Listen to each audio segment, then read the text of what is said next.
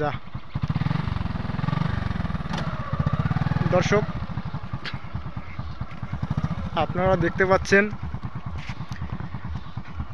এই যে পঞ্চগড় জেলার বোদা উপজেলা যাইতে চরম ভোগান্তির মুখে পড়তেছে। নীলফামারী জেলা থেকে যারা পঞ্চগড় বোদা উপজেলার মধ্যে যাবে তাদের চরম দুর্ভোগের শেষ নেই। আপনারা আমার স্ক্রিনে দেখতে পাচ্ছেন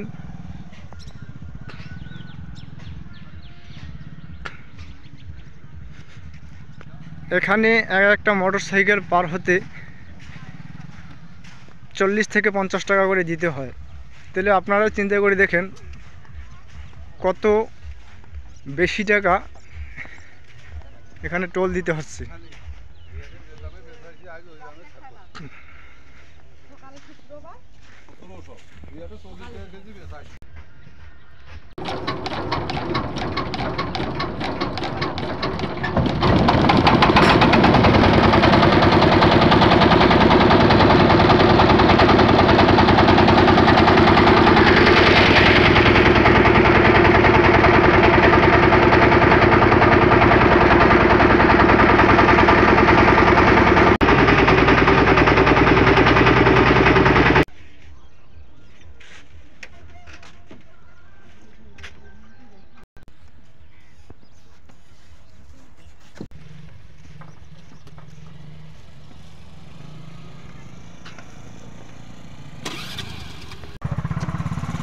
তো দীর্ঘ 10 মিনিট পর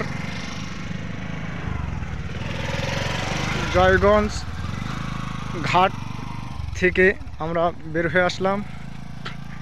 এখন আমরা পঞ্চগড়ের উদ্দেশ্যে যাচ্ছি, বোদা উপজেলা আর কি। এটা নীলফামারী থেকে সোজা জয়গঞ্জ ঘাট পার হয়ে তারপরে পঞ্চগড় উপজেলা।